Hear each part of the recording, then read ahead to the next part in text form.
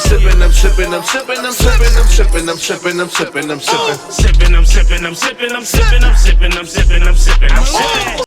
I can't. If it's gonna be open like this, I'm gonna be like tempted to eat all fucking. You can eat as long as you ain't smacking. You know, I'm like, because then. But we three talking, so I'm sure you'll have little breaks to breathe. Listen. But this is Sippin' with Sammie. I am Sippin' with Sammie. Sam Malone, Barstool, Rube. If you ain't sippin' with Sammie, you ain't sippin' right. Get your fucking life together. And I got Saf. Yo, I'm in the building. And today we have the pleasure of having an area legend, Philadelphia legend, somebody that's done a lot, done seen it all, done it all, and now he's doing even more. My guy, Chef Big Rube, came to join us today. Yes. Yeah. Thanks, y'all. Thanks for having me. Thanks for coming, man. Real pleasure. Absolutely, man. I've always fucked with you since I've started eating your great sandwiches and such. And you always had a good personality. You always showed love. You always took pride in your quality and your service. Well, I appreciate that. And I like to support black, so you made it easy. You know what I mean? Thank you. Yeah, it's I just wish it was more of us. Real talk. You know what I mean? We gotta show light to the ones that's doing right, man. Yeah, no doubt. That's what it is. We gotta shine light on. Y'all can see right there. That's the OG fried chicken sandwich, best ever. There's a whole lot. It's a whole lot out there, but once you have that, you hook like crack. And that's what's crazy. Rube caught a lot of tags when all y'all was running the Popeyes.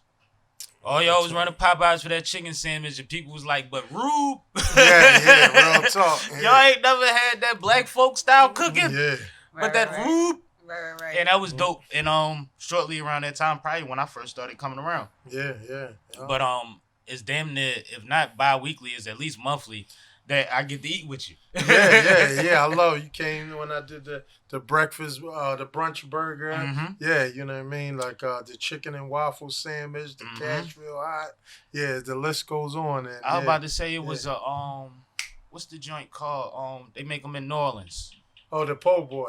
Yeah, my po' boy. The po' boy, I only had that the one time. You gotta bring the po' boy back one time. No doubt. Well, like I said, now I'm opening up these ghost kitchens in November 1st. So, yeah, I'm a whole gamut of menu, be able to 7 days a week. So, now you used to catch me on the pop-up.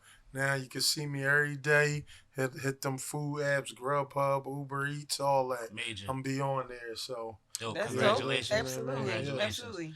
Now, one thing that, if you follow Chef Big Rube or Big Rube, you got 8 pages. If you follow him on the gram, once in a while he'll give you a little glimpse into where he came from. But the first thing that the logo post said when we went to go get a sandwich and I took Poe through was, "That's Rube. Rube. The Sixers, Mitchell Ness Rube." And I'm like, "I think so, bro." He like, "Nah, bro, that's him." And damn sure you. Yeah. So like you've been a legend for a minute around here, man. Yeah, it's wild. I get that a lot. It's like I did a photo shoot. It was called the Naked Chef series with a gin company and Revivalist Gin. And last week the photographer, he's shooting me. He was like, tasting my chicken, I'm making chicken as they are shooting in my studio. Right. And he was like, "You sound like the guy Big Rube and the Mitchell Ness," like, and the guy, the art director was like, "That's him." And he just like went crazy. Next thing you know, he pulled out his cell phone, he started taking pictures of me. He was like, "I'm meeting a legend, I'm photographing a legend." And it's just like, for me, I'm just me, and people, whatever, how you project me, what I did, and what, it's just, I always tell people, and I do public speaking, I had dreams bigger than my arm's length, and I went out and made it happen. And because we all breathe the same air, but our motivation, what separates us. That's all it is. Absolutely. You know what I mean? It's just, you can do and be, like, people have motivation to fail. Absolutely. You know what I mean? That's true. They do that every day. But just imagine if you channel that energy and motivation, that your wildest dream to succeed and inspire people. It's like this. If you aspire to inspire people, the world is your oyster. Word. You said a lot because that's actually like, because that's something that, first of all, I feel like my passion and my purpose is to definitely help people. So the fact that you said to inspire people, that's something I absolutely live by. You also said that you had dreams that were longer than your arm's length, and you went to reach them. Yeah. And another saying that I go by is, do not follow where the path may lead. Instead, go where there is no path and leave a trail, right? So The that road resonates less with me, traveled. right? Exactly. So that resonates with me. But I'm really interested to know, because those are two completely separate worlds that you have been able to dominate, right? You made a name for yourself in two different worlds. Mm-hmm. Do they intersect at all?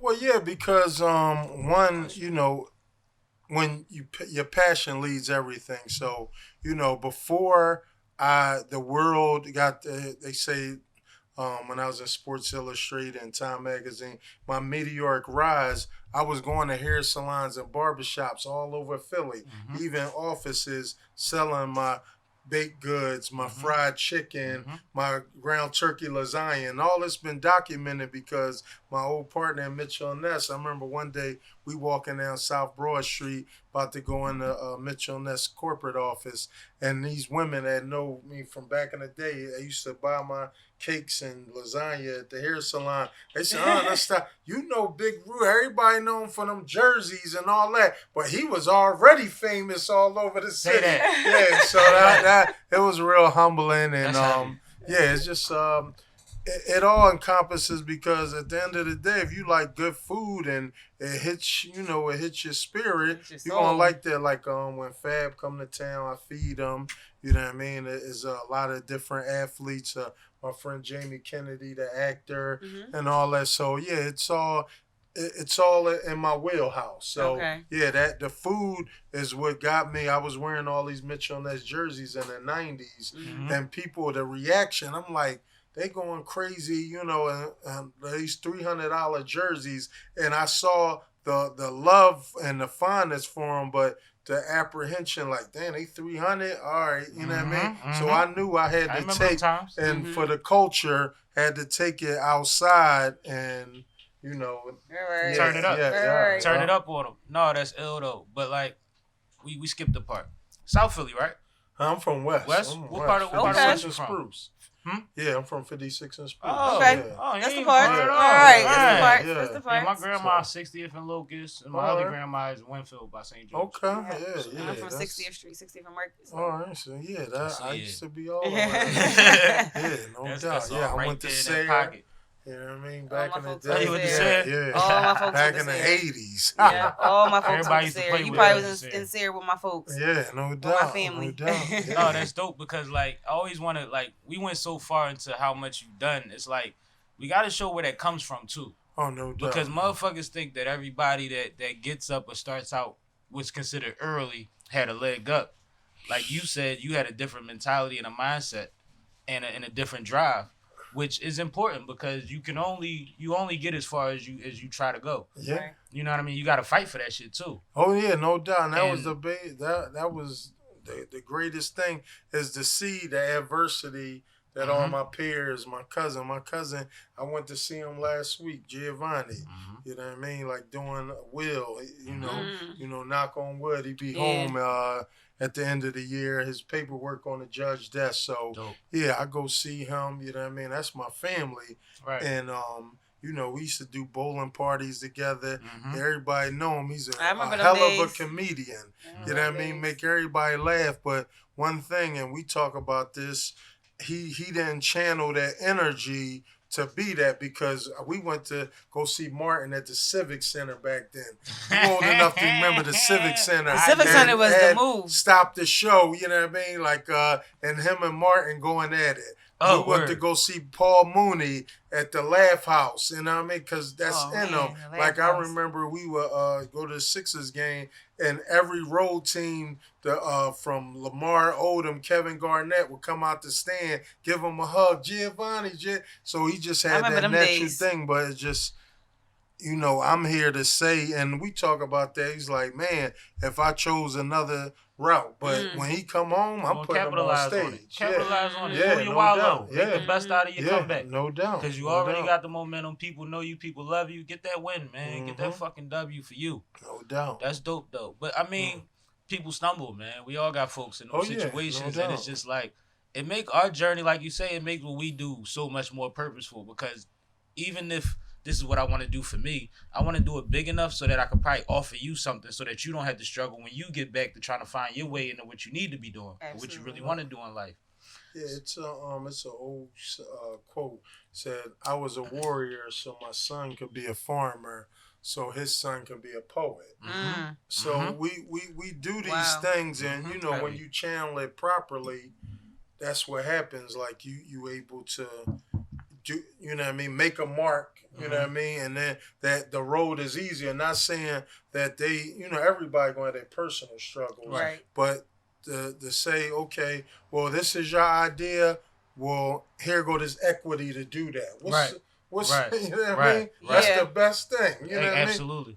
Because a lot of us, we don't start with that. You know, we gotta grind from boom to That's that. what I was about to say. I was about to say that, but you know what? I also think that in the time that we are with, I think that the coronavirus also brought it about, but also the time of racial divide that we're in.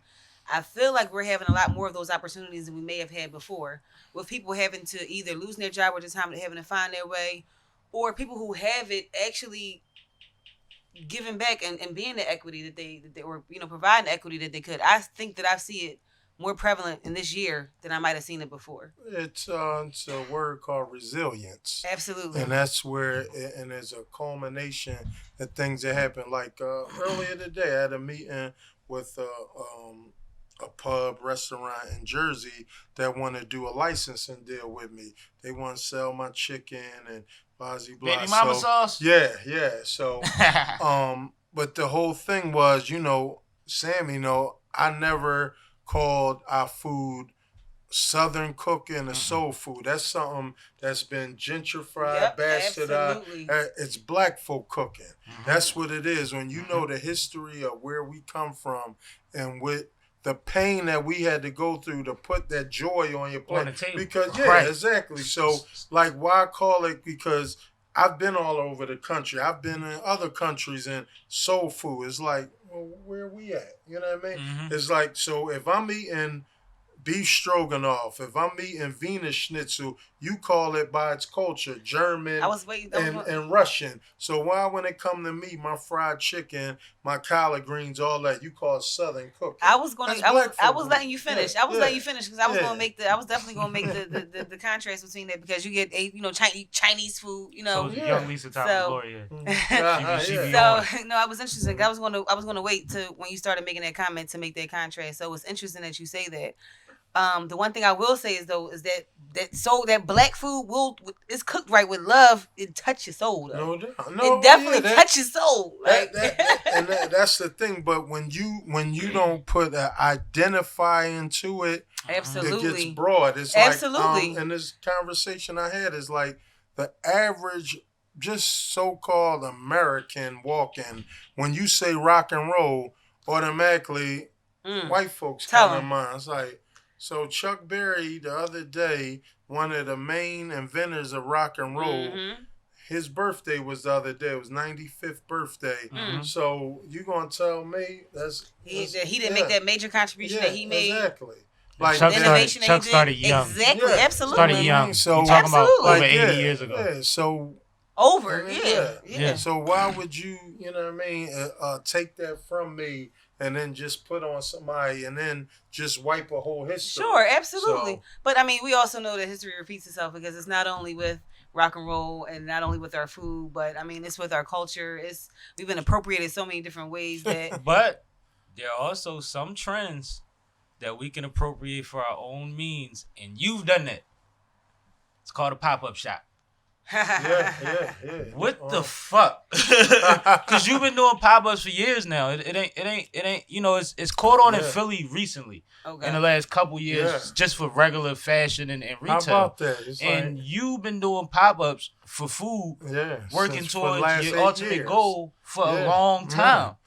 So, like, where does that come from, and where do the resources come from to be able to borrow kitchens? Yeah, so I told this is because you don't work for those. You don't work for them people. This is out of the universe, because I was saying this same discussion earlier. So Zavino on 13th and Sansom, I shot their headshots and food for their website. Mm-hmm. So I told the owner, my friend Greg Dodge, I said, you know, I make a mean lasagna. I said, if you Google, it's right there. You know, Time Magazine, Sports Illustrated talk about it. Mm-hmm. So he was like, well, and this how I started. He said, well, let's do a guest chef appearance. That's how it started. So it was like so successful, I told, and I was on the radio. Everybody knew. It was like, and then just, I always have light bulb theories. I never go into anything that I do with money as the end goal. Right. When you go through that, you lose direction. Sure, absolutely. So it was so successful, and how I got to see people I ain't seen in a while and everything. It was like, well, wow, I know all the other restaurateurs in Philly. Boom. They reached out to me, I reached out to them. And then it spiraled. Yeah. And I mean, here we are 8 years later. You know what I mean? And how many different spots you think you popped up at? In Philly, just really like probably 30 different restaurants. And out of town, at least a dozen. Yeah. And see, like, they fly me out too. And restaurants is the you get hardest. Flowed out. Restaurants the hardest shit to maintain. It takes a lot. Is. You have to always maintain a certain balance of everything that goes on in there, because you're dealing with people intake into their bodies. Yeah. So there's a lot of trust that goes with that. Mm-hmm. That's 30 different motherfuckers that said Rube is not gonna fuck up our reputation as far as quality of food, and he's also gonna be safe, sanitized. You know, all the things that we needed to do to make sure that we covered on both ends. Yeah. And that's something that tilt your cap to.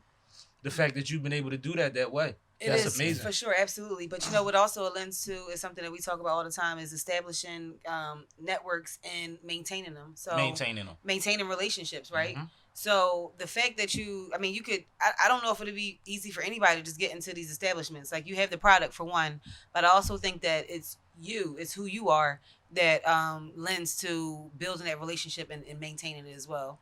Can you speak to those relationships or how you? Yeah, and it's like sometimes it's very humbling to hear that, because people do tell me that, but it's like, look, you got a personality, and that's the one thing. My partner, he sold me on the Ghost Kitchen, because that's one thing you're not gonna be able to see me, and people love, they come all my pop-ups, they love to meet me, touch me, and all that, and I because I'm that type of person. Right.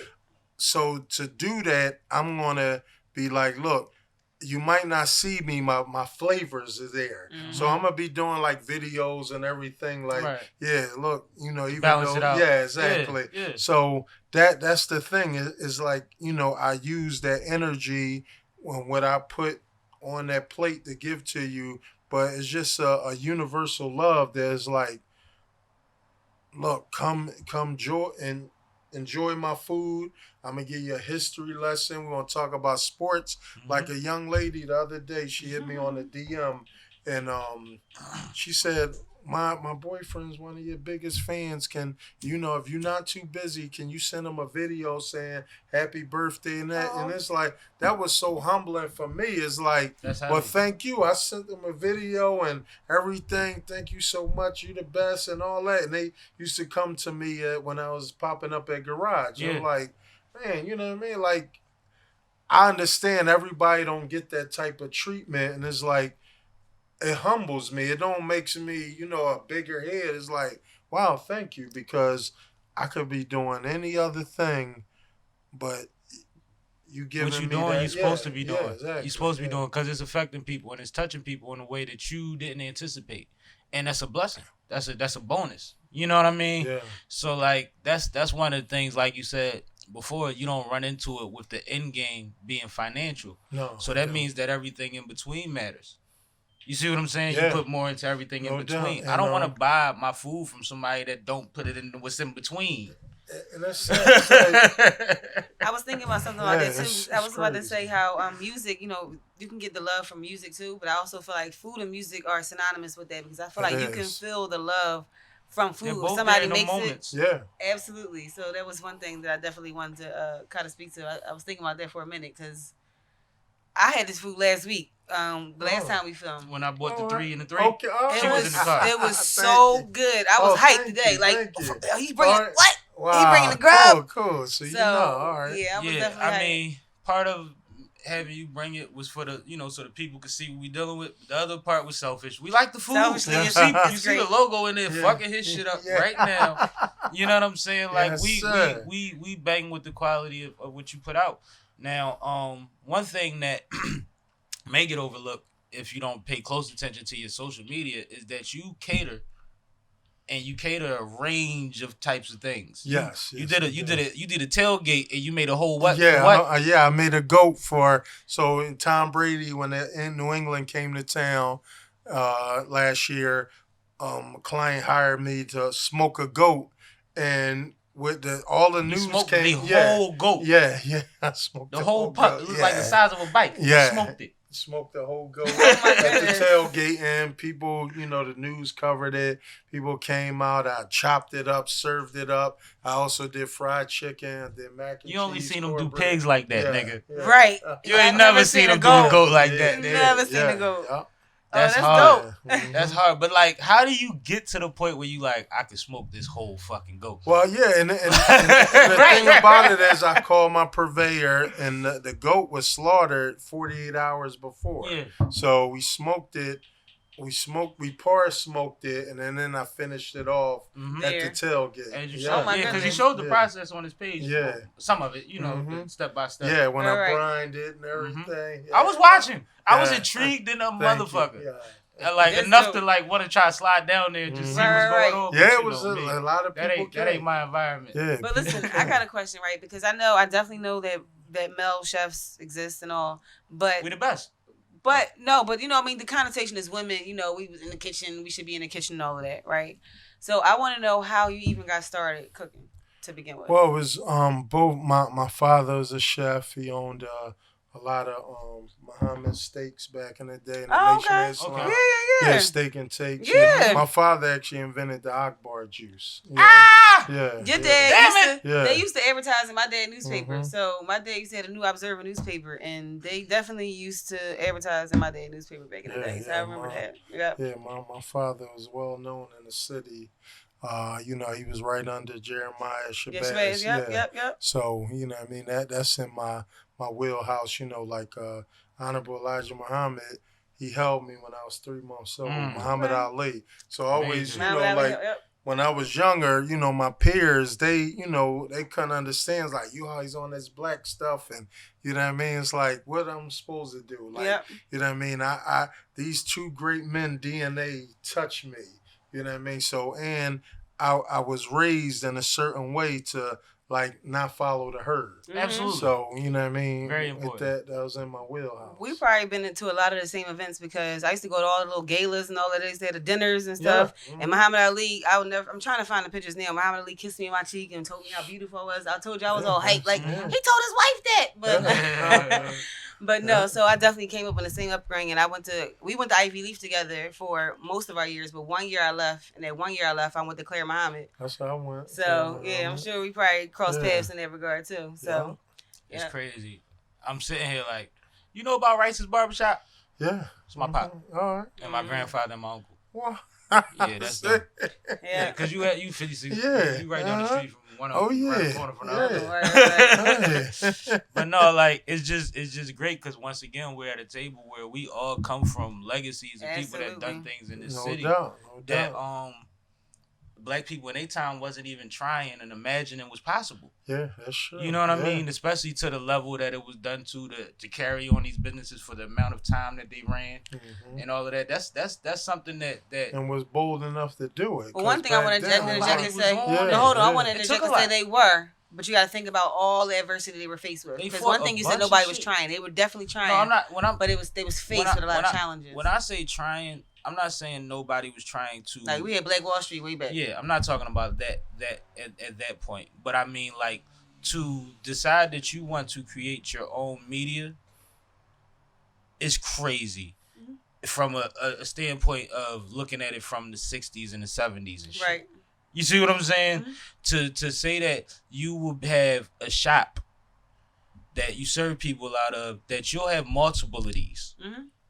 You see what I'm saying? As a black man Right. in the city that still can't get right, was like everybody was trying to do it. A lot of people wanted to do it. I probably should have said try. Right. That was the only But word like, I just. it's just like it seemed impossible to a lot of people at Right, the time. because all that Like it adversity and wasn't like challenges they were nobody faced to with. look Absolutely. towards besides probably your father, his father. Like I meet barbers in West Philly all the time, and when they find out who I am, they're like, "Your dad or your uncle is the reason that I got a barbershop." Right. You know what I mean? It And was it's like aspiring to inspire. and that's a blessing. Like I love hearing that shit, Mhm. especially because John been going a while. He left something. Right. You see what I'm saying? He left something. He inspired somebody that I met that said he had, 3 barbershops now? And he said he got that from sitting at the end of my uncle's chair. Right. And just looking at him saying, I could do this shit. Yeah. You know what I mean? That shit is so dope and so important. But it's also why, like you said, your mindset has been how it's been. You was taught not to follow the herd. You was taught that there is other. Oh, yeah. You was taught the same thing. Mhm. You know what I mean? I was pushed in a certain way. Like, I joked about it the other day. I said, my dad always told me to learn enough so that I could do what I wanted to do, and to never go into the military because there's no place for a black man. Yeah. So then when I started my fucking up family. in high school, he said, now if you don't get no colleges, you know you go to the military. You know what I mean? And that was to show you something. Yeah. Yeah. Like, I got it. Mhm. We ain't going there. And you know what I mean? I did what I had to do.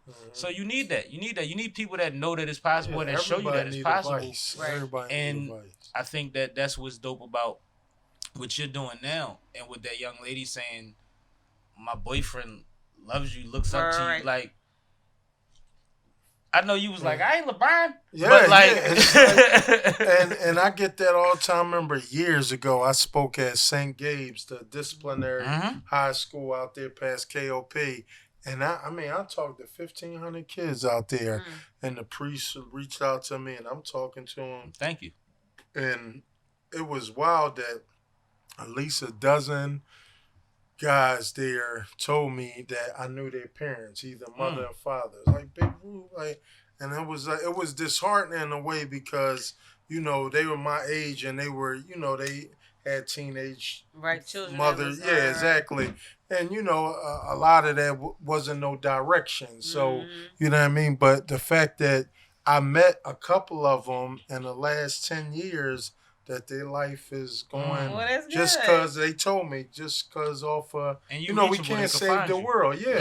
They can find you. Yeah. But I always say, like, you never know who's looking at you. Never. And I mean, like, people used to say that from like a fear perspective, like, be careful what you do, somebody's always going to see you. But I mean it from an inspirational point. Like, you're the man to 5 kids on your block, whether you know it or not. And you might not never do more than say, hey, what's up, y'all? And hop in your car and pull off. So you're responsible for some of what they see. Because if what they see from you is inspiring, then they're going to aspire to do the same things that you inspired them to do. But that could be good or bad. And they don't have to do what you do, but they can carry on like you do. Yep. And that could be positive or negative. And that, we all have choices. Everybody got a road to go down. But you're responsible as someone that considers themselves a nobody. You work at Walmart every day, or you work at the Jiffy Lube, and you like, man, I ain't doing nothing crazy. Somebody is looking at you and saying, he's decent. She's dope. Yep. That's thorough. I like that car, or whatever have you. You know what I mean? It don't take much for a kid to buy in. Or even a peer. And a lot of times that's how we have fallen outs with our peers. Right. Because they resent the fact that they admire things about you sometimes. Exactly. And they don't know how to unearth that and how to express that, or how to find the things that they bring to the situation that you might not necessarily bring. Right. That is the reason that y'all are friends. Yeah. We've had that conversation before. I knew it sounded familiar to you. I know too often that, you know what I mean? It's like you doing something and you doing something for the culture. You doing something, and it's just like somebody you came up with, slept in the same bed with. You know what I mean? Like our parents know each other, and they got the knife damn near in your back. Yep. Woo. Listen. That's more gut wrenching than anything. And what's sad is I don't feel like I've done nothing yet, and I'm already going through it. It's like like you say. The goals is astronomical. Like, I feel like my upside for certain things, I got a lot to do to get there. But it's possible.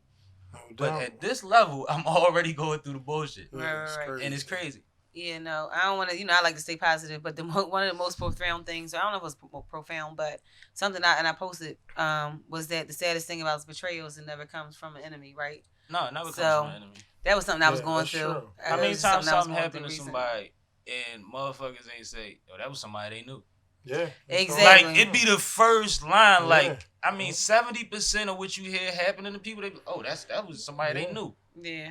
Like it's not even a guessing thing. Right. It's like people is telling you like they know the person. Yeah, Right. yeah. But that's why it's also important. Again, like I said, I like to stay positive, to just keep like certain circles and keeping, you know what I mean, your own energy a certain way. Like you said, I can't remember exactly the statement that you said earlier, but it kind of made me think that about like you get back what you put out, right? So No doubt, the universe. if you so if you just maintain that positivity and don't even surround yourself with certain things, then you kind of to some degree can mitigate that or kind of like eliminate that from happening. So Yeah, it's and it's a learning process because especially back then, I said the whole meteoric rise with Mitchell Ness and traveling and everything, and it's like, but back home it wasn't, I go around my way and it was like Same old shit. yeah, it's Right. like I'm just coming to see my grandma, but you ain't take us with you. I'm like.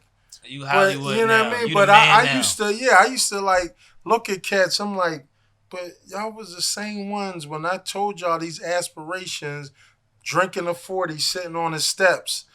That shit can't happen. You ain't gonna do that. They ain't gonna fuck You with know you. what I mean? Yeah, this was. I'm like, so what changed? You know what I mean? But I was able to see something in my head and walked in a reality, Right. and it happened. You know what I mean? Now we Because keep being relentless. we keep Sure. referring to the meteoric rise, and like I know you a chef, and that should pass. But can we touch on like what like? Cause I remember Mitchell Ness. When I found out about Mitchell Ness, I was at Rome and my homie worked there. Okay. Omar Muwakil, big eyes from South Philly. Okay. And he bought through a brochure like this the spot I've been saying I work, because he kept telling us it was a lot of thorough shit in there, but we like Michelin, it sounded corny. He showed us the brochure. I'm like, well shit, I want this and this. He get it on a discount, whatever, bring it to school. And I'm like, so one day I'm downtown because we used to shop all the time. I go in there, it was the little store. And I remember they used to have a sale every year and people used to rob the shit out the store every fucking year.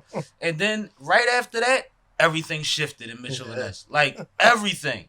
And I feel like that's around into Rube. Yeah, that was from 2000 to 2006. It was never one sale at Mitchell Ness. See? I remember that. Yeah, it was, and it was like within 3 to 4 months, I had, and I said this publicly before, I never thought that people would be interested in my story. But MTV came down and Sway interviewed me. I'm like, no, we want to know what makes this thing run. Nothing bigger So it than was hip-hop like, and I'm doing it Right. for the culture. Right. You know what I mean? Hip-hop But and next Sway. thing you know, like it went from y'all heard the magic show in Vegas? Yeah, yeah, where everybody. So with the I'm brands, there, 2000, just walking around, giving out brochures. Right. Next thing you know, 6 months later, I needed security because MTV, Jay with Girls video, Puff video, Fab, all this happened within 6 months, and literally I needed security to walk around. Everybody was trying to get at me. It was real talk. And the thing about it is, there's a couple of guys that, to this day I'm confidant when Dave Jeff in Chicago would fly, and as a handful of guys, like when I introduced myself and talked to them, we cultivated a relationship. Right. And they saw it. It was like, Rube, you know what I mean? I'm just walking around, it's like, oh, all right. And just like that. But I Your put my security head probably love down. you though, because you a humble dude. But hold up, you just took it back to what I was talking about. It was about establishing and maintaining relationships, because you just said there's some people that you still confidants with that you met, and they, so I feel like that's super heavy and super important, because I feel like it maintains and it helps people don't understand how far those relationships can actually take them, right? It's infinite. Yes. It's really infinite. And the fact that you just touched on it, and I don't think it was intentional, but the fact that you just touched on it just reiterate what you said in the beginning. I just wanted to point that out. But that's a big point that we both are big on, because, I do the radio thing. I interview artists all the time. And one thing I keep telling them is to network, but don't just networking is the initial meeting. After that, you have to Follow up. cultivate. Cultivate, You have to yeah. follow up. You gotta check shit out. You gotta like, you know what I mean? Show a vested interest in that relationship to whatever end that means. Because everything ain't the same no matter what. Everybody's gonna have tiers of people that they deal with on different ways. But at some point, you have to engage these people if you want them. If you want to be on the front of their mind or on the side of their mind when something pops up. Because that's one of the things about the relationship being possibly infinite. Right. I never know how many opportunities she's going to come into in a lifetime. She never knows what opportunity I might run into tomorrow or 20 years down the line. Right. Same with you. I mean, we know each other a year now. I'm sitting here With me. We my chopping platform. it up. Yeah. But I think this is important because like we said a couple times, like when there is good people with good energy, good product, good whatever, I want to put my audience onto those people. I want to share that, you know, because there's a lot of names I could get. But there's not a lot of people that can hold a conversation for an hour straight that has the name that I'm really interested in learning more than 15 minutes about. Sure. Also.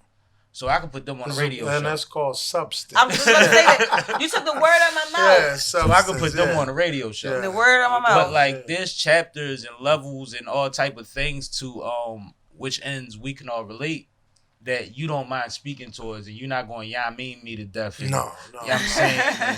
You know what I mean? And it's like you're not going to do that. So this is something that should happen. This is something that is supposed to happen. This is why, like, the way we even got here, I'll tell the audience, Rube said, what do y'all think about me doing a podcast? People keep telling me to do a pod. Which wasn't a surprise to me because I know his personality. Right. And I'm like, well, you could always come on mine and try it out. Right. Just get a feel for how podding is because I think people have perceptions of podcasts like it has to be this way, it has to be that way. Absolutely not. No, it's your block that you should try to make the best out of, but it's up to how you want to do it. It's people that's telling horror stories on podcasts. Guess what? I feel like it's just like music and and food, right? It's all up to you. It's all about the creator. So I feel like, again, there's like and we're talkers, so with unimaginable amount. With us two, this pod is like what we do regularly smoking. Go ahead. Yeah, this is one thing that even my old partner Peter said at Mitchell Ness, like, whoever it is, and my grandmother always instilled that to me. She said, somebody breathing, have something in common with them. So it don't matter what, and I always did that. Like, I sat in front, I never sat in the back of any bus. Like, all that trying to be cool. My grandma, I remember one time I get in trouble if I did that. What?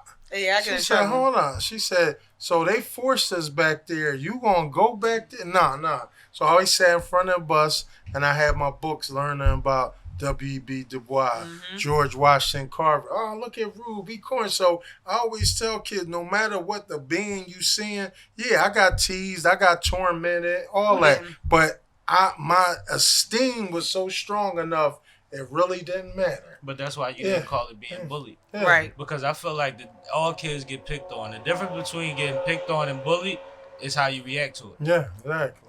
You know what I mean? That's It's true. how you react to it. And I'm not saying you got to be tough in your reaction to it.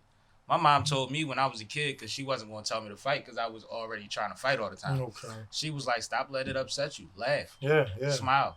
If it doesn't upset you so much, they'll stop. Yeah. And that's really a thing that you learn about people that like to pick on people. They want a reaction. Yeah, that's what They want a reaction. Now, if they go too far, give them the reaction they really want. But you could curb a lot of stuff just by clowning on them or laughing at them. Right. Just by looking at them like, that was funny. Yeah. Word. Good job. I used to do that. And then, like job. you said, when it came to that, I said, don't do it in school, do it after school. Yep. My grandma used to be like, tighten them up. Yep. Listen, My mom used to say, just don't throw the tighten first up. punch in Yeah. school. Yeah. my mom just told me don't talk about it, be about it. That's where I learned that from. Yeah. But I also learned to not do it in school. Like, I never had an issue in school. You can attest to that. Anything I ever handled was definitely at the right time. Like, I learned early it's a time and a place for everything. No doubt. I learned that early. So I was Peter Popoff. no, the only time in school I ever fought wasn't Claire Muhammad. We did it in the bathroom. Nobody even knew. Like, all right. mixed up in the bathroom, came back like. All right. Nah, that's how you get it done. That's how you get it done.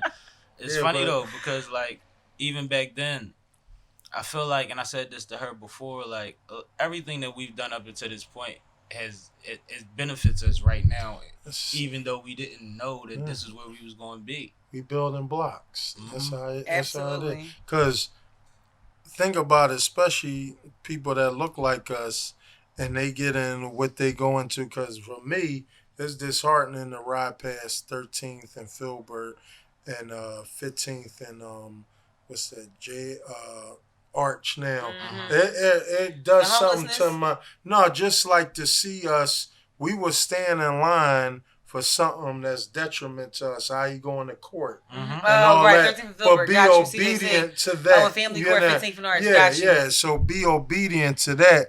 But when it comes to collectively doing something positive for the group, like I explained to some young people, when you do things without dignity, that's for you.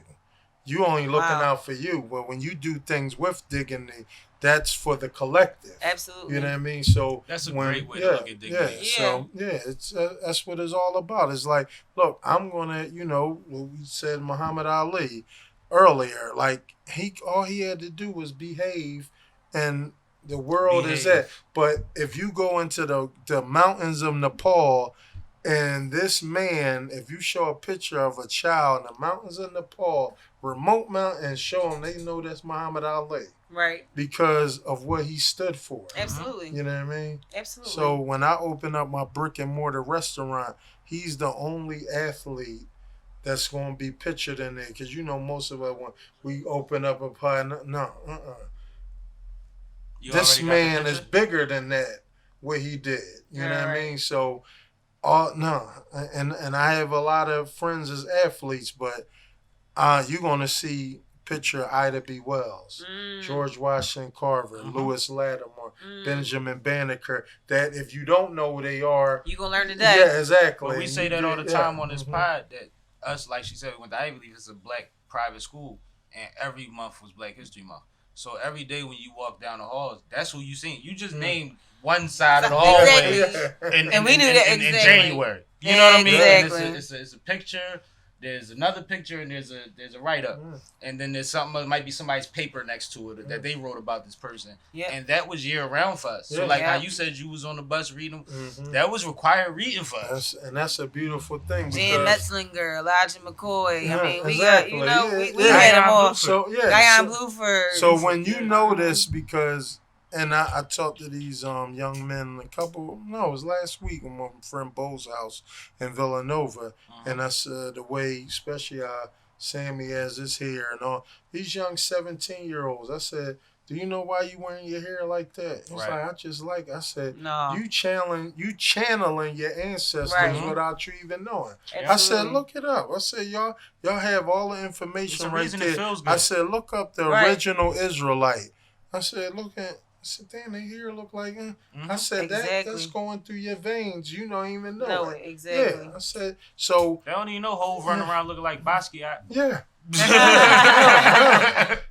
And it's like a lot of us, we go through what we go through because we don't know who we are. We're searching. You know what I mean? Because there's no way the average so-called kid, shooter, however you want to name them, that knows that, okay, you can't turn on a light in your house without knowing who Lewis Lattimore is. Right. If he didn't exist, how you gonna have that light? You know what I mean? If the Duvray brothers didn't come on, how you gonna drive an automobile? Absolutely. You know what I mean? Or Gary T. Morgan, how you gonna stop at that traffic light? You know what I mean? Absolutely. If smoke come in your house, how you gonna exactly. You know what I mean? Like, so when you have this information, you equipped with it. I can't see you just be willy wilding out. Because there's a sense of pride that comes with that. And part of why a lot of our youth are lost and people want to skip over that part is that we're not educating them on who they are. But guess what? You want them to learn all this shit, and I was one of these kids. If it made sense, I was willing to learn it. I was good at math and science early because it made sense. But guess what? You ain't like history. I hated history once you got to high school because of because of what they was teaching, right? In middle school. Yeah. But imagine how much more interested you would have been in history going on if you really learned the whole story. It would have been well more exactly. Like, I'm also learning, like we said, we was learning Black history simultaneously. So what you're teaching me in U.S. history doesn't line up with what I'm learning in Black history anyway. But U.S. history, the importance of this is name, dates, and events. The importance of this has something to do with me. Yeah, DNA. And actually, not You only see what you, I'm but saying? guess what? The stuff that they was teaching us in Black History, it was not only to you, but to our everyday living. Like you just named everything about a car and how we Absolutely. got to where we got. But Like that's where the pride come in at, because you gotta realize that you were the people that started the first civilization. You were the original people that started mathematics and all of these things. and science. You were the Absolutely. motherfuckers that it wasn't no aliens that dropped them bricks off. Like this shit is a real thing at a time where those bricks weigh tons and we ain't no tractors and no pulleys and nothing third crazy eye pulled besides a regular pulley. Yeah. And And it's teamwork. physics. Yeah. You know, yeah. and it's a lot that went into that we got separated so far away from that we should be building on that shit. Absolutely. So that'll put an ambition in you if you anybody, because like we say, ignorance is bliss. Once you know something, you have a responsibility. Sure. You got a responsibility. Now you could be ignorant enough to deny your responsibility, but your conscience is gonna fuck with you. Oh yeah. Yeah. It should. Oh yeah. It should be a little man in the back of your head like, Yeah. you better than that. Well, you see people deteriorating from that every day. It's like one of my thing. I have a lot of trust from babies that they like to hang out with me.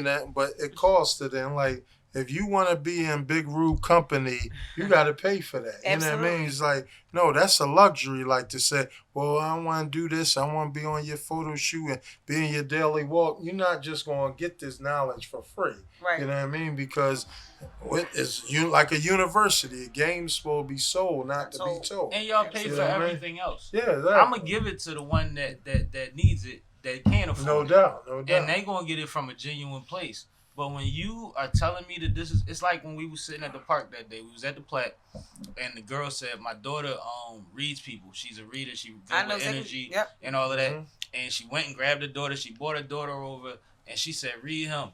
And she said, "That's not how I do it. I gotta feel it." Mm-hmm. Yeah. When she feels it, she shares. Wow. When she doesn't feel it, she don't even want to be bothered. Yeah. Right. And then the crazy thing is, she looked at Saf and she looked at me, and I felt like she wanted to read one of us. She did. Guess what? She been keeping in contact with me ever See what I'm since then. I met her at the saying? Platte. But like I could see it. Like I know where that comes from. Mm-hmm. I know where that comes from. And I've also like similar to like you, and not on your level because I've never been in time with Sports Illustrated, but like on a local musical level, I've seen overnight me walk in the venue and speak to the people I know and, you know, kick it and get backstage, do what I regularly do. And then I've seen a couple months later, before I could get to the stage, 5-6 people almost walk past me. Right. Do the and then do this. Like we brown, and I don't know who they are, but they know who I am, and they think they could benefit from me, so they trying to show me love. Exactly. And I'm a nigga that like I ain't used to that, so I'm like, what's going on? But it gets weird, but it also shows you that you're doing something. It shows you that you're progressing. It shows you that you're impacting some sort of form of way on the culture, and it's crazy because you keep referring to the culture as someone that has attacked a lot of angles of the culture because you dress the culture, you've entertained the culture, fed the culture, Right. Yeah, it's like educated the culture. Yeah, thank you.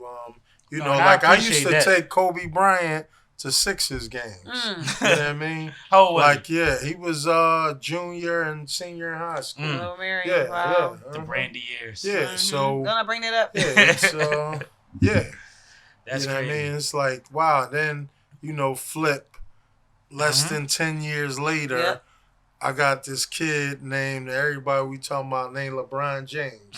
You know what I mean? His people was brought up to me.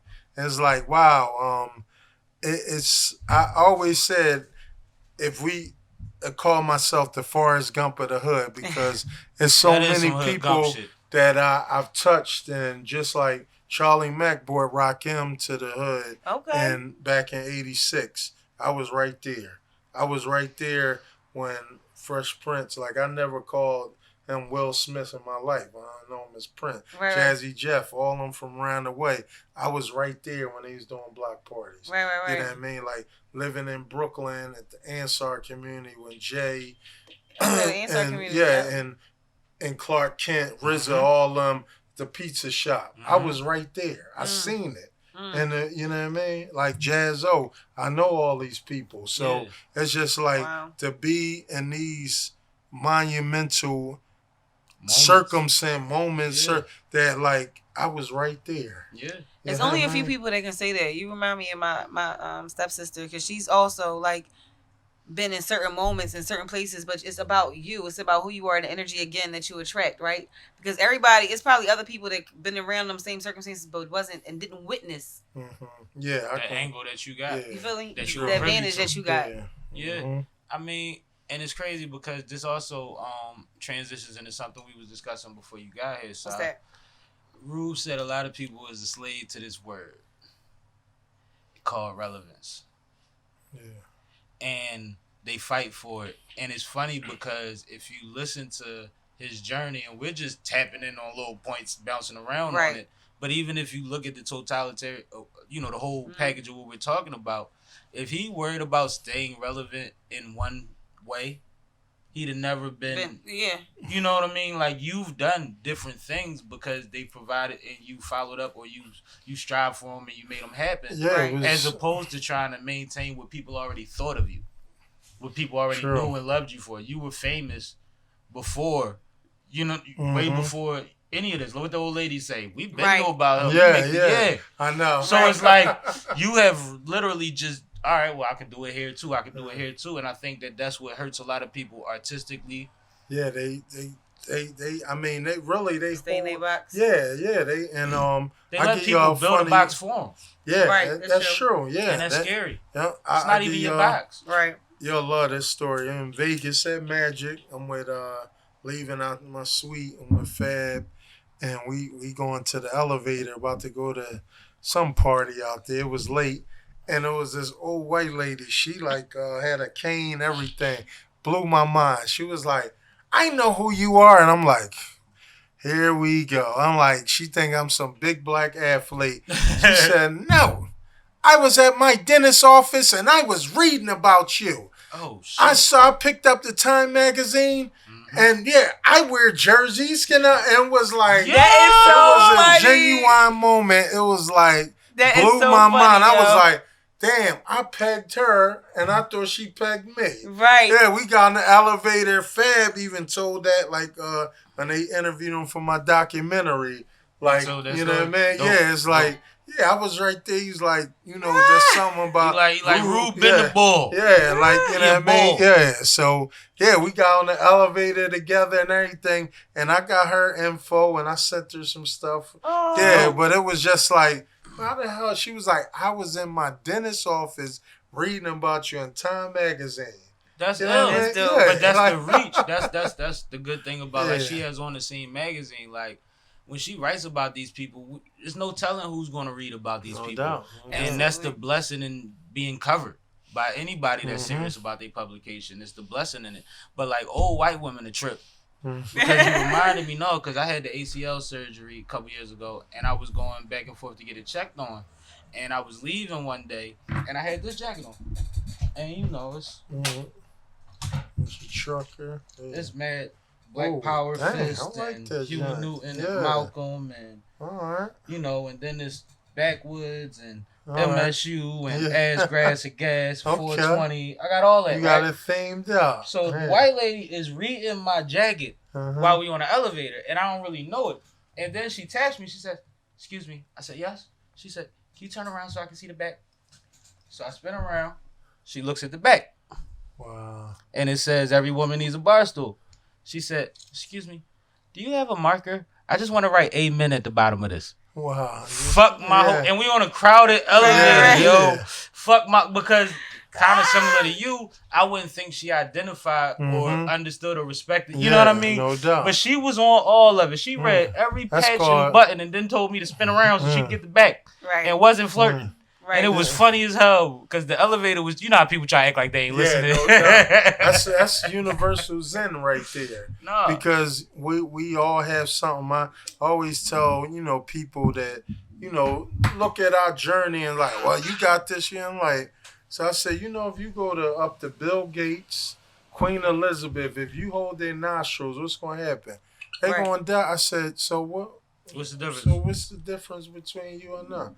Absolutely. Breathe like I breathe, bleed like I bleed. Absolutely. I was about you know what I mean? So when you put that in perspective, it's like, when we started, our motivation is what separates us. Right. It's like, are you willing to do? I'm willing to climb up Mount Kilimanjaro to see the largest peak and say that I accomplished this. When you like, I ain't going up there. I ain't going for that feat. Yeah, exactly. So you know what I mean. It's like, listen, I'm motivated to do that. And everybody has their own mountain. And different shows for different folks, man. Everybody not built for it, right? No, that's true. Some people need to stick to the bunny slopes. It's okay. Yeah, and it's okay. Stay safe. Yeah, stay safe. But like I try to explain to people all the time that the world only goes around because there's 3 different kind of people.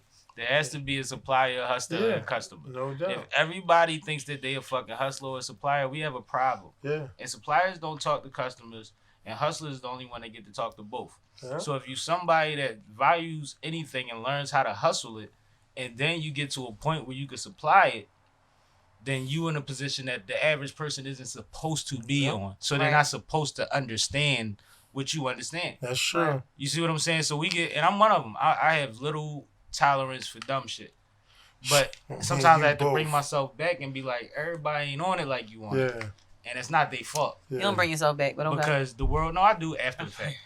It'd be, you know, my by myself meetings. Okay. I don't let y'all see me break. Okay. Yeah, it's but no, that's what it come down to. Like the world wouldn't spin if we was all the same. For sure, absolutely. Well, I told a young lady, she was came with one of my music at a shoot. I said, "Can you win with 5 Michael Jordans?" She's like, "Yeah, they great." I said, No, everybody have a part to play. Back to yours. I said, Pippen and Michael, that was Zen right there. They couldn't do it without each other. You know what I mean? So that was perfect for them. You can't, everybody has a part. Look, you got to be the brute right there. I got to be the finesse. I got to be the tactical. Absolutely. You know what I mean? It's like, how it's you going to win a war with all generals? You can't. It don't work like that. It never works like that. I try to explain that to young men all the time. Like, your homies, if you're an alpha male, more than likely, most of the guys around you aren't. Yeah. Because they would have their own little crew. Mm-hmm. So when you don't understand some of the shit that they do, it's a reason they're around you. Yeah. You know what I mean? Like, that's why they're up under you, because they know that you wouldn't have did this shit. And they hoping that you lead them the right way. But when you bump heads with certain other guys, it's because they are alpha too. Yeah. But if you can get out of your animalistic, primitive ways enough to understand that other alpha, then y'all could be solid. Because y'all don't ever have to follow each other, but y'all bring 2 different crews together every time y'all mash up. And that's a movement. That's called tactical game. Tactical game. Yeah. But we're in a position where a lot of people don't understand that. They think, you know, it's you got to be top dog. You ain't got to be top dog, man. You ain't got to. Y'all can run in unison. Yeah, you know what I mean? Some days you could be the lion. Some days you could be the elephant. All that. And that's what an alpha male can do. It's like, you really, like, humble yourself sometimes. Like, okay, I'm going to be here. I'm going to shed this and I'm going to see what's going on. The best leaders that follow. The best leaders that follow. Y'all talked about Farrakhan. He followed somebody. You see what I'm saying? Like, anybody that you could think of, Muhammad Ali follow. Like, anybody that we've named, even though they may have done bigger, they learned from somewhere. Oh, no doubt. They learned from somewhere. And that's why I fight so hard against that narrative of, and like we mentioned before on the pod, when people say, be careful, we not our ancestors. I feel like that's so disrespectful to our ancestors. I know. It's like, and it's like, we got there because of them. Absolutely. Like, are you crazy? Yeah. But it's like when people be like, if I was a slave, I would have did this. Like, all right, cool, because you'd have rather been dead than been a slave. But do you realize they wouldn't have killed you? Yeah. They'd have raped and killed your whole family in front of you, cut your foot off and kept you. Yeah. Now, if you willing to trade 6 for you, I tell them like, that it's all not the what time. you think it is, and you just showing your ignorance by trying to equate it to what we're dealing with now. Yeah. Right. Now, we're still fighting based on that, and we have more political or more leverage socially than we had before, but we don't have that without them. No, it doesn't exist. Yeah. The athletes that stood up before, the people, the regular everyday people that stood up before, the people that walked miles to and from school and work to make a boycott work. Yeah, and they didn't wear no Absolutely. sneakers. You see what I'm They saying? wore hard bottoms Yeah. and heels. We live in a city, and if Yeah. motherfuckers said don't take SEPTA tomorrow, everybody's crossing that line. Yeah. Everybody's Sure. crossing that line. And that's but if it was the Greek, you walk from Erie to South Street and back. Right. Uh-huh. You remember them days? Yeah, that's crazy. And I was all like, I was always like the outsider. It was like when I was in high school, Brother Skeef, he brought Khalid Muhammad John Skeef? to speak to us. Yeah, and it was like, he came and spoke the plain truth. And Yep. woo, my teachers, they hated it. They wanted us to sign a petition to get Brother Ski fired, all that. And then it was like, it was a lot of my peers that they grew up with no knowledge of self. It was like, He was tough. He was tight, man. Now, when you say knowledge of self, you told me your age earlier, you was right in the middle of when everybody was 5% or Muslim or like it was active out here. Like you couldn't even be hip hop if you didn't understand. If you didn't have knowledge of self to some degree. Yeah. If you didn't understand some form of mathematics, you couldn't even understand your favorite rappers. Yeah, that's real. So like, how was that? Because I remember constantly being pulled to the side by the old heads around my way, like yo, blah blah blah. Yeah, especially on 60th Street. The mosque down there. Exactly. So it was like, for me, it was refreshing. That, it's like, wow, this is speaking to me because I grew up under this. Mm-hmm. You know what I mean? Like, especially all the hip-hoppers, they went to Dr. York, Imam Isa, which is my stepfather. Mm-hmm. You know what I mean? So they all went there to get their teaching. One of the reasons how me and Fat Joe cultivated, we met at a Sixers game back in the 90s, and we was talking everything. He was like, what? Like he said, I used to always go to the Ansar community in Brooklyn. This and that. I said, I was right there. And that's how we cultivated Nas. That's all those guys. It's like, wow, he's like, damn, Big Rube. I said, you can ask Jay. Jay, me and Jay, I known Jay since I was like 10, 12 years old. Mm-hmm. Real talk. You know what I mean? And he's about, I'm 46, so he's about 4 years older than me. You know what I mean? So, like, I seen her. He used to come to prayer and everything because where the mosque was in Marcy was right there. That one number 5-6 blocks apart. So, that's like, you know what I mean? So, it was refreshing. And then for me, it was disheartening to see how I had enough fortitude to see how hip-hop was going further into the 90s. It was like, we didn't lose nothing. They injected something into... Yep. Yeah. The shift was intentional. Yeah. It was very... It's like, deliberate. Hold up.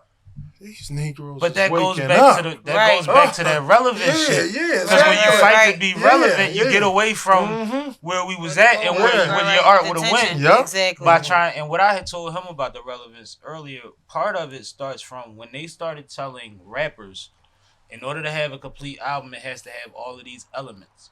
Right. Because now you're chasing, the single has to sound like this. Right. This has to sound like this. Absolutely. I have to have a part that sounds like this. It has to be this long. It has to play this. I have to have one of these. And then that starts the rat race of everybody chasing the same shit. Yeah. So if you're not on that shit, then you're not relevant. Yeah, exactly. But that shit is something that didn't come organically to 80% of the people that... Yeah. I don't know. Do y'all remember the Fade to Black when the meeting Q-Tip had with Jay-Z?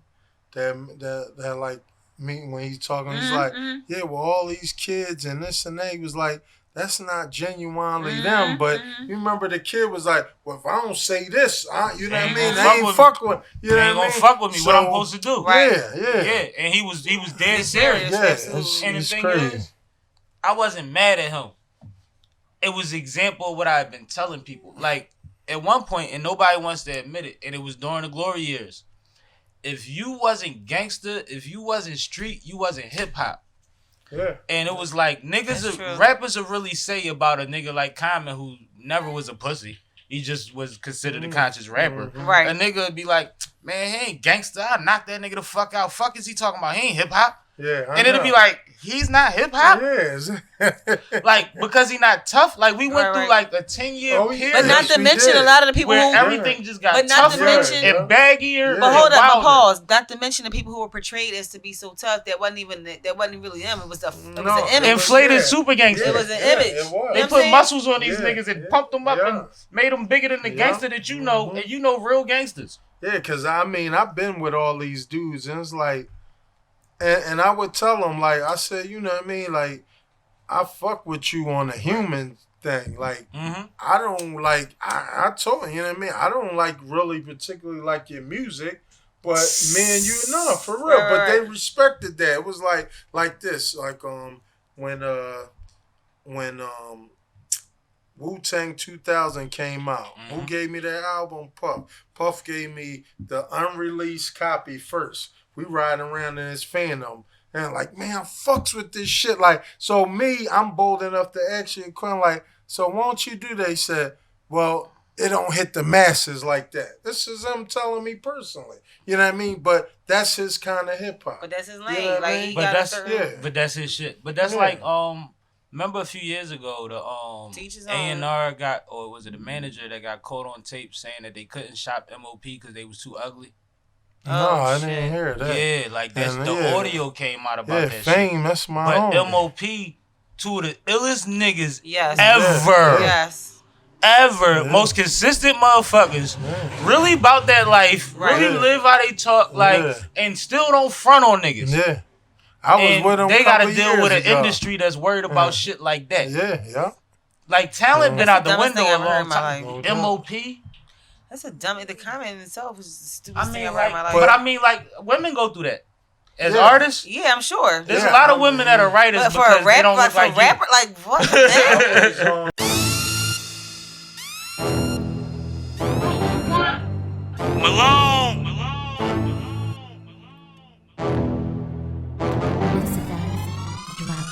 Hands up! Hands up!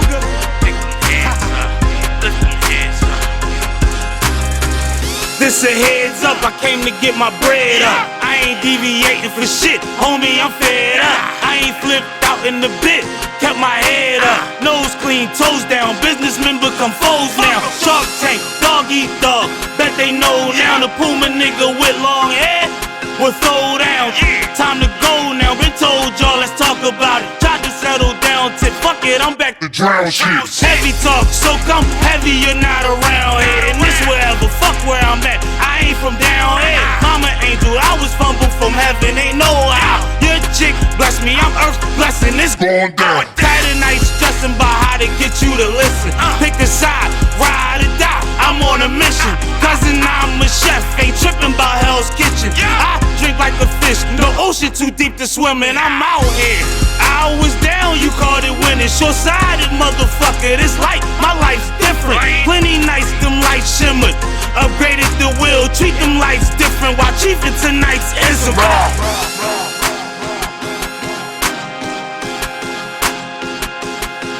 Hands up!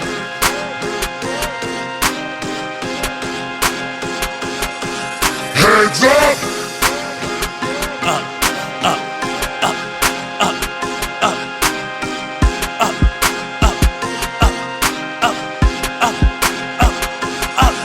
I'm decent, we living, cognac, toasting and bitten. Laugh at shit that ain't funny, my happiness ain't money. Nothing short of a box, a cage could take it from me. My get back phenomenal, come up. Astronomical. I'm the one they whisper about and try to outdo. Whole world wanna sip with Sammie, not you. I'm checking for checks, I hated you, not true. My eyes up to the sky, I'm focused above you. Hands up!